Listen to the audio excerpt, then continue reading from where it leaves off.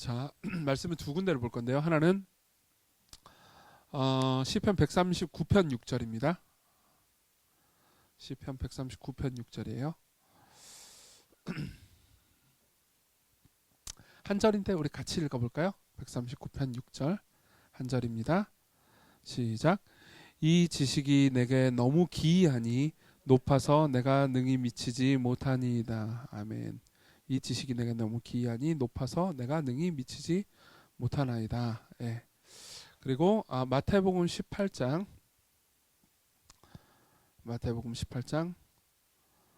4절입니다. 마태복음 18장 4절 한 절입니다. 같이 읽겠습니다. 시작. 누구든지 이 어린아이와 같이 천국에서 큰 자니라. 아멘. 네. 저는 이제 약간의 주제 설교 같은 것들을 할 겁니다. 근데 이제 어제 설교 준비를 하다가 막 정신없이 준비를 하다가 분명히 이제 제가 박현진 목사님한테는 짧게 할게요 했다가 설교 준비를 막 하다 보니까 이거 잘못하면 1시간짜리 설교가 나오겠다 싶어가지고 잘랐어요. 단호하게. 과감하게 잘랐습니다. 잘라서 어떻게 하기로 했냐면은 오늘 설교를 하고요. 그리고 다음번에 또 제가 설교할 기회가 있을 겁니다. 그럼 그때 오늘 못했던 설교를 또 하고 그리고 하여튼 그래서 연작으로 하려고 합니다. 연작의 주제는 이겁니다. 성숙함과 미숙함에 관하여 합니다. 성숙함과 미숙함에 관하여. 그러니까 이제 이런 거예요. 이런 얘기를 해드려. 우리는 어떻게 성숙해질 수 있는가? 그죠? 그리고 성숙함이라는 게 도대체 뭔가? 그리고 성숙한 삶을 살아간다는 것이 뭘 의미하는가? 뭐 이런 얘기를 좀 하려고 합니다. 근데 이제 여기에는 이유가 있습니다. 여기 계신 분들은 장년부죠. 근데 이제 뭐 저번에도 제가 여기서 설교할 때 한번 얘기한 적이 있는데 진짜 나이가 장년부라고는 하지만 나이 차이가 갭이 어마어마하단 말이에요. 그러다 보니까는 어떤 분들은 어우씨 나 왜 장년부라고 그래? 그런 분들 계실 수도 있고 나는 아직 90년대생 MZ세대라고 이렇게 생각하는 분들 계시겠고 그리고 그래 나 586세대다 이렇게 말씀하시는 분들 계실 수도 있고 그럴 수도 있습니다. 근데 이제 중요한 건 그건 아닌 것 같습니다. 왜냐하면은 그러니까 성숙이라는 것은 나이와 좀 무관한 것 같습니다. 이거는 여러분들이 삶을 살면서 다 느끼셨을 겁니다. 그러니까 나이를 먹었다고 성숙한 게 아니라는 걸 아실 거고요. 그리고 나이가 어리다고 그래가지고 미성숙한 것도 절대 아니라는 것을 알게 될 겁니다. 저는 이제 여기 계신 분들을 위해서 기도하면서 생각하는 게 있습니다. 그러니까 우리 교회 청년들이 많다는 걸 여러분들이 아실 거고 그리고 그러니까 청년들이 가지고 있는 생각들을 여러분들이 뭐 그렇게 대화할 시간이 많지 않으니까 모르실 수도 있는데 그런 게 있더라고요. 그러니까 청년들 입장에서는 여기 계신 분들이 꽤나 중요한 사람들이더라고요. 제 생각보다. 왜냐하면은 자기가 시광에 계속 머무르게 되면은 내가 나이를 먹고 시간이 지나면 어떤 모습이 될지에 대한 각이 나와야 되잖아요. 그럼 내가 몇 년 지나면 저렇게 되는구나를 볼 때 기뻐야 될 거 아닙니까? 그렇죠? 혹은 절망적일 수도 있죠. 그러니까 이제 박현진 목사님이 그런 얘기를 하더라고요, 저한테. 그러니까 어차피 지금 우리 교회 청년들이 많고 제일 많이 오는 집단이 청년이긴 한데 그럼에도 불구하고 작년 성도들이 성장하고 성숙하고 행복하지 않으면 그럼 청년들이 청년 때만 좋고 그냥 자기가 결혼하면 끝이라고 생각하지 않겠느냐. 그러니까 이거 되게 중요하다 이런 얘기를 저한테 해주시더라고요. 그런데 저는 맞다 이런 생각이 들었습니다. 그런 측면에서 이제 우리가 성숙해야 될 필요가 있는데 이제 이걸 여러분들이 또 이렇게 생각할 수도 있을 것 같습니다. 그러니까 우리가 미성숙하니까 빨리 성숙하라고 얘기하는 거냐 이렇게 생각할 수 있을 것 같은데 그런 의미는 아니고요. 오히려 성숙함의 본질이 무엇인지를 한번 생각해 보자는 얘기를 하고 싶은 거죠. 성숙함은 단순히 늙는다 혹은 나이를 먹는다는 절대 아니고요. 성숙함의 본질은 그러니까 성품이 자라가고 그리스도를 닮아가는 것이라고 볼 수 있습니다.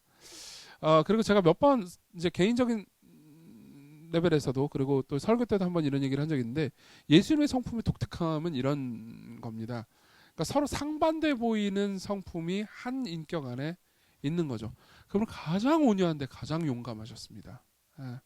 가장 사랑이 넘쳤지만 가장 악을 증오하셨습니다. 결국 악에 대해서 승리하셨죠. 그렇죠? 그러니까 이 서로 상반되어 보이는 탁월한 아름다움이 한 인격 안에 집결되어 있는 모습. 그게 이제 예수님의 성품의 특징이고 그리고 그분의 성품의 특징을 닮아가는 것이 성숙이지 단순히 나이 든 사람처럼 되는 것이 성숙은 아니라는 거죠. 자, 그런 측면에서 우리는 성숙의 몇 가지 특징들을 더 이야기할 수 있을 것 같습니다. 그래서 제 생각에 제가 이제 어제 설교 준비하면서 사실 이 주제가 저한테 계속 머릿속에 있었기 때문에 설교 준비하면서 몇 가지 생각을 했는데 한 네다섯 가지 특징들이 나오더라고요. 성숙의 네다섯 가지 특징이 나오는데 그걸 다 안 할 거예요. 걱정 마세요. 오늘 한 가지만 하겠습니다. 다음번에 올 때 한 가지, 그 다음번에 올 때 한 가지 이런 식으로 감질만 나게 한번 해보도록 하겠습니다. 오늘은 뭐냐면은 놀라움입니다. 놀라움, 경이라고 말할 수 있겠죠. 아까 우리가 읽은 본문 139편 6절이요. 시편 139편 6절에서 시인은 이렇게 말합니다. 이 지식이 내게 너무 기이하니 높아서 내가 능히 미치지 못하나이다. 이 139편은 이제 이 시편 중에서도 그러니까 이제 예배 때 쓰는 노래입니다. 그러니까 예배할 때, 예배하러 성전에 올라갈 때, 예배 가운데 올라갈 때 부르는 노래인데 이 시를 히브리어로 자세히 분석을 해보잖아요. 그럼 어떤 거냐면은 선창자가 선창을 하면 따라 부르는 구조인 것 같아요. 대부분의 이제 성경학자들이 그렇게 이야기를 합니다. 그리고 선창자는 장로였어요. 그리고 아마도 장로가 어떤 장로가 즉 나이 많은 장로님이 이 가사를 지은 거예요. 그래서 나이 많은 장로님이 이 지식이 내게 너무 기이하니 높아서 내가 능히 미치지 못하나이다 그렇게 부르잖아요. 노래를 부르면은 뒤에서 따라오는 예배를 드리러 가는 이 순례자들 행렬들이 같이 노래를 뒤에서 후창을 하는 구조인 거죠. 되게 아름다운 광경이었을 겁니다. 그걸 보면은 그러면 이제 그 장로님이 아마 이제 예루살렘 성을 이렇게 높이 올라가는데 그 장로님 뭐 힘이 있었겠습니까? 아마 나이 많은 장로님이었을 겁니다. 근데 힘이 없이 이렇게 터벅터벅 올라가도 그래도 하나님을 바라보고 예배하면서 선창을 하는 광경도 아름다웠을 거고 그리고 많은 젊은 사람들이 그 뒤를 따라가면서 예배를 하는 광경도 아름다웠겠죠. 근데 이제 그 지점에서 제가 놀라웠던 거는 이런 거예요. 이 지식이 하나님을 아는 지식입니다. 너무 내게 기이하니 놀라우니 높아서 내가 능히 미치지 못하나이다. 이런 말씀이죠. 아마 이 장로는 평생토록 신학을 공부한 장로일 가능성이 높습니다. 두 가지 이유인데요. 그때 당시 예루살렘의 장로면 하루 종일 매일같이 평생토록 하나님을 묵상하고 율법을 묵상하는 게 일이었기 때문이기도 하고요. 그리고 이 시의 내용을 분석을 해보면은 하나님에 대해서 고도로 깊이 있게 신학적으로 이해하지 않은 사람이면 절대로 쓸 수 없는 내용으로 아주 풍성한 내용으로 꽉 차 있기 때문이죠. 그렇다면은 이 사람은 평생토록 하나님을 배우고 공부했던 사람이 분명합니다. 근데도 불구하고 이 사람은 뭐라고 말하냐면은 기이하다, 놀랍다, 하나님을 아는 것이 내게 너무 놀랍다라고 말하고 있는 거죠. 자, 이게 성숙의 특징이라고 저는 말씀드리고 싶습니다. 무슨 말인지 좀 설명해 드릴게요. 성숙은 단순히 늙는 것과는 다릅니다. 늙어버리는 것과는 다릅니다. 그리고 늙어버릴 때 우리는 오히려 성숙하지 못합니다. 그죠? 이제 영국의 작가인데요. G.K. 체스터턴이라는 작가가 있습니다. 이 사람은 기독교인이기도 했고요. 그리고 기독교 변증서를 내놓기도 했습니다. 정통이라는 책을 썼는데 거기 보면 이런 이야기가 나옵니다. 제가 읽어드릴게요. 우리가 아주 어렸을 때는 굳이 동화가 필요 없었다. 아무 이야기만 있어도 그것으로 좋겠다. 그냥 사는 것 자체가 흥미로웠다. 7살짜리 아이는 톰이 문을 열었는데 거기 용이 있었어 라는 이야기만 들어도 흥분한다. 하지만 3살짜리는 톰이 문을 열었어 라는 말만 들어도 흥분한다. 성인들은 로맨틱한 이야기를 좋아하지만 아이들은 현실적인 이야기를 좋아한다. 왜냐하면 현실을 로맨틱하다고 생각하기 때문이다. 그러니까 이거는 우리한테 가르쳐주는 게 꽤 많습니다. 우리는 그러니까 처음에 듣는 새로운 정보에 흥분하는 경향이 있습니다. 그렇죠? 나 이거 몰랐어. 그러면 흥분스럽잖아요. 근데 똑같은 정보를 또 들으면 별로 흥분하지 않습니다. 그렇죠? 그렇기 때문에 우리는 나이를 먹으면 이렇게 됩니다. 어디 맛있는 음식점을 데려가 드릴까요? 네. 그래서 데리고 갔습니다. 이거 먹어봤어요. 그렇죠? 어디 이거 책을 보셨어요? 그 책 뭐 그 작가 뻔하죠. 거기서 거기에요. 그거 옛날에 들어봤어요. 그 정도는 다 알죠. 거기 가봤어요. 그거 먹어봤어요. 이런 말들은요, 전부 다 뭘 말해주냐면 그 사람이 놀라움과 경이로움을 잃어버렸다라는 것을 얘기해 줍니다. 놀라움과 경이로움을 잃어버렸다는 이걸 얘기해 줍니다. 이건 참 중요합니다. 왜냐하면은 저는 신학을 공부하는 사람이고요. 신학을 아마 죽는 날까지 공부를 하겠죠. 목회를 할 때는 더 열심히 하게 될 거고요. 그리고 종종 신학의 어떤 개념들을 공부를 할 때 저 스스로가 늙은 거를 발견할 때도 있고요. 그리고 늙은 사람들을 발견할 때가 있기 때문입니다. 예컨대 우리는 이런 경우를 발견합니다. 제가 성도들한테 신학을, 그러니까 약간 삼위일체 교리를 한번 생각해 보죠. 삼위일체 교리는 참 놀라운 내용으로 가득 차 있습니다. 그리고 인간의 지성으로 다 이해하기 어려운 내용으로 꽉 차 있죠. 그래서 저는 이 교리를 되게 좋아하기 때문에 여러 책들을 보면서 연구를 했었습니다. 그리고 나서 이제 사람들한테 가르쳐 줄 때가 있습니다. 그러면 이제 어떤 사람들은 이렇게 반응할 때도 있습니다. 사실 몇 주 전에 만난 분이 이런 반응을 한 적이 있습니다. 삼일체요. 그거 다 알아요. 그래요? 어떻게 다 하셨죠? 교육을 그 책을 봤어요. 무슨 예. 그래도 제가 좀 알려드릴까요? 이런 식으로 이제 얘기를 했는데 뭐 좀 결론적으로는 다 모르셨습니다. 거의 전혀 모르셨고 그분의 삼일체론은 양태론에 가깝긴 했습니다. 그러니까 이단에 가깝긴 했지만 어쨌든 간에 얘기를 했는데 이제 쭉 이게 저한테는 재밌는 지점이었는데요.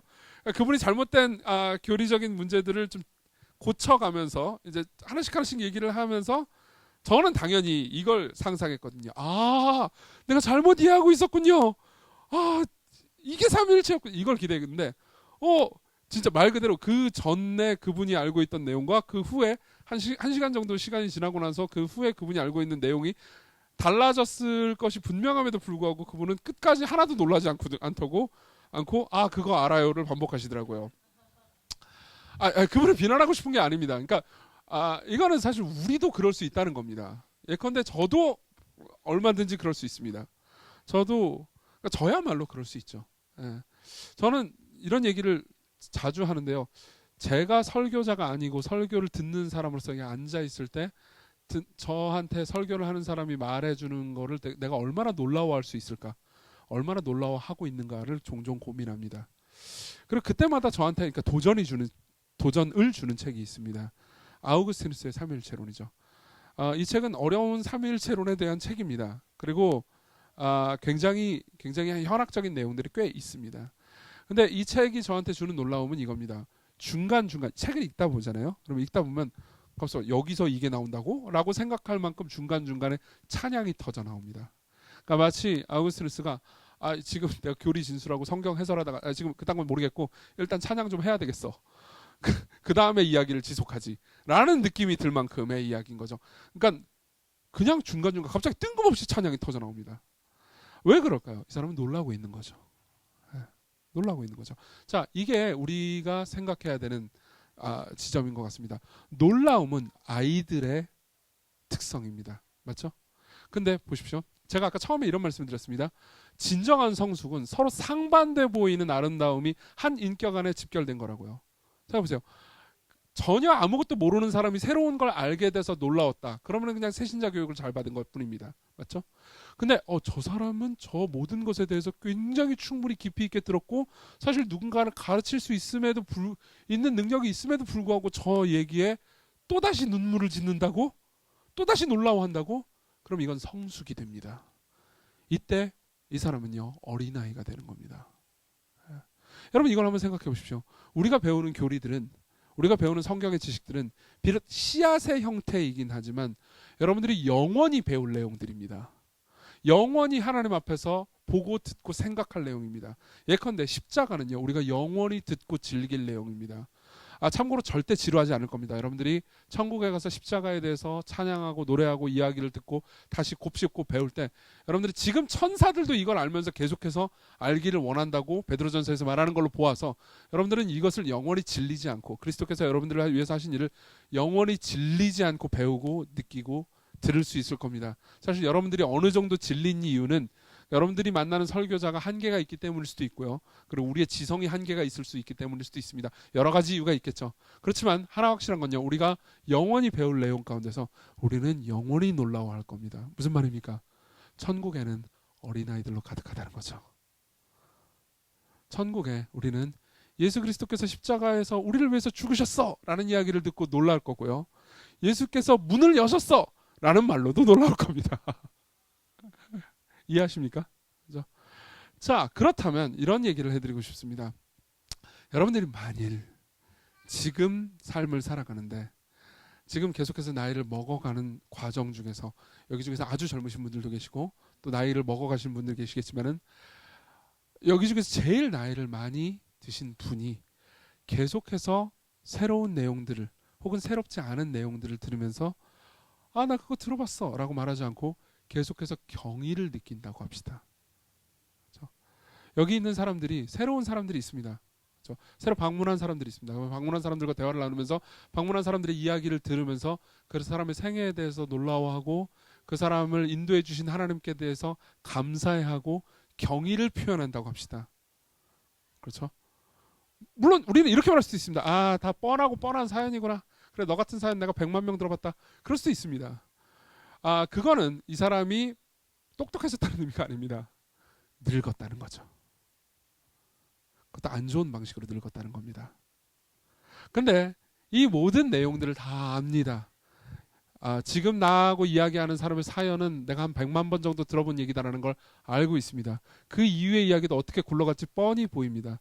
그렇지만 내 앞에 나를 마주하고 있는 이 사람이 하나님의 형상이고 하나님께서 귀하게 여기는 사람이고 하나님께서 이 사람을 이렇게 인도해 왔고 그리고 하나님께서 다루신 한 작품이 비록 죄인이지만 내 앞에 서 있다라는 것을 묵상한다면 우리는 때로 놀라울 수도 있습니다.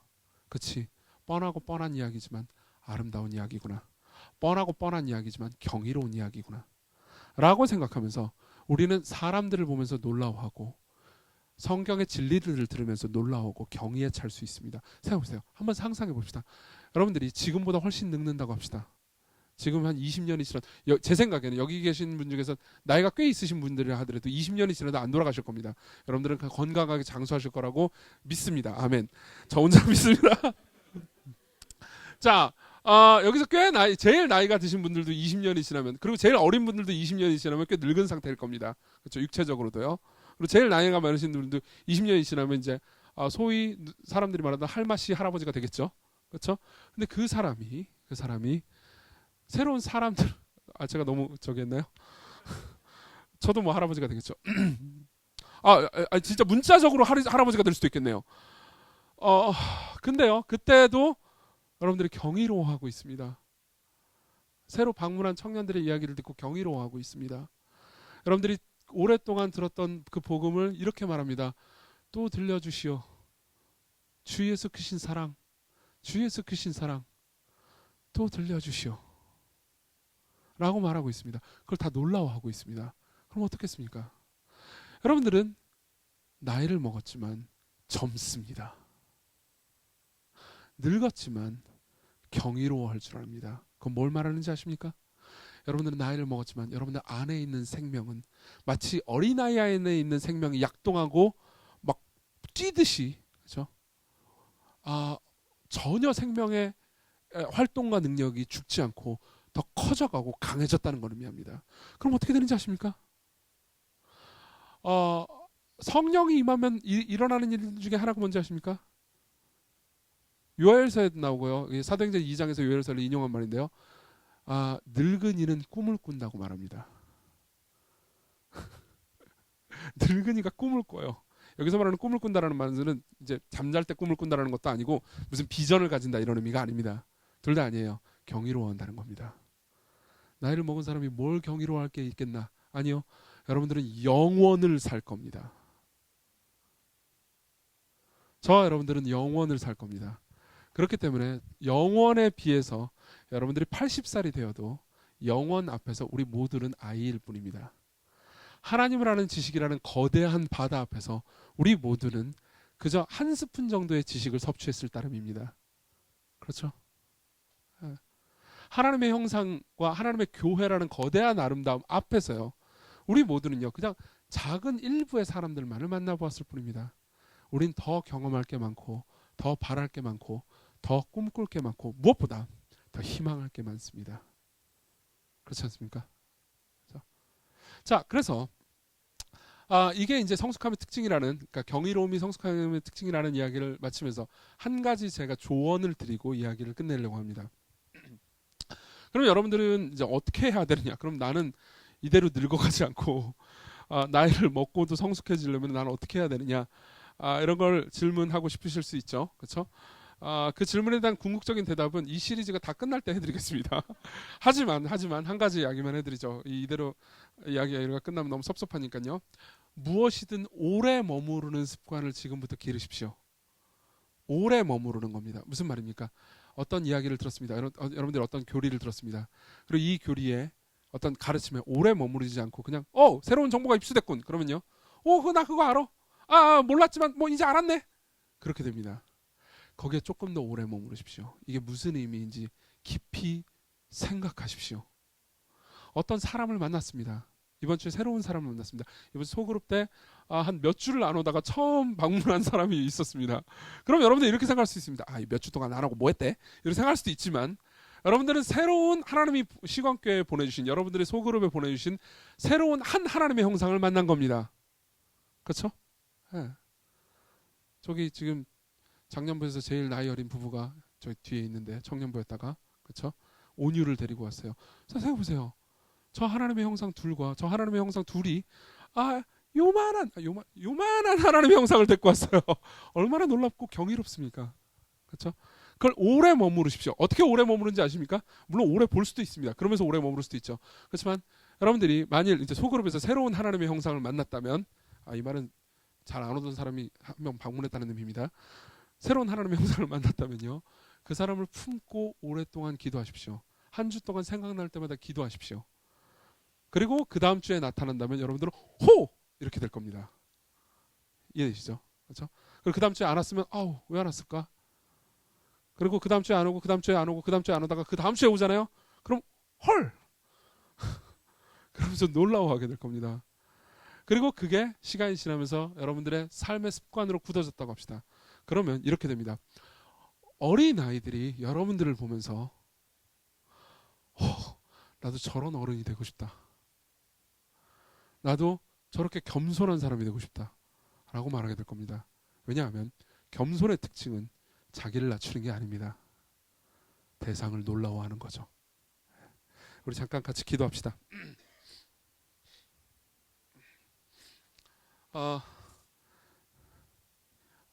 기도하기 전에 제가 찬송을 주 예수 크신 사랑 또 들려주시오.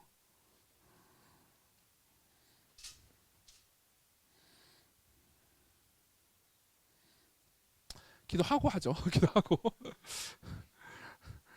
충근 형제님 그거 카톡방에만 좀 올려줄 수 있어요? 주 예수 크신 사랑 찬송가 205장 올려주시고 기도하고 찬송 같이 부르죠.